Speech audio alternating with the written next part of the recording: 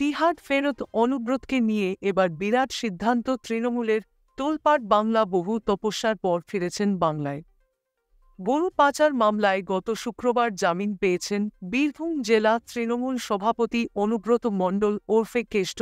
সমস্ত আইনি প্রক্রিয়া সেরে মঙ্গলবার বাড়ি ফিরেছেন বীরভূমের বাঘ। তবে নিজের গড়ে ফিরলেও তৃণমূলে কি ব্রাত্য কেষ্ট? কেষ্ট জেল থেকে ছাড়া পাওয়ার পরও বীরভূমের দলের কোর কমিটির উপরেই আস্থা রাখল দলের শীর্ষ নেতৃত্ব, জানিয়ে শুরু জল্পনা। সূত্রের খবর, অনুব্রত মণ্ডল জেলা সভাপতির পদে থাকলেও আগের মতো সাংগঠনিক সমস্ত কাজ পরিচালনা করবেন কোর কমিটির সদস্যরাই। প্রসঙ্গত, অনুব্রত গ্রেপ্তারির পর লোকসভা ভোটের আগে বীরভূমের বিধানসভা কেন্দ্র ভিত্তিক ৫ সদস্যের এক কোর কমিটি তৈরি করে দিয়েছিলেন দলের সুপ্রিমো মমতা বন্দ্যোপাধ্যায়। কোর কমিটির সদস্যদের মধ্যে অনুব্রত ঘনিষ্ঠদের প্রভাব বেশি থাকলেও পরে তাতে জায়গা হয় অনুব্রত বিরোধী হিসেবে পরিচিত কাজল শেখের।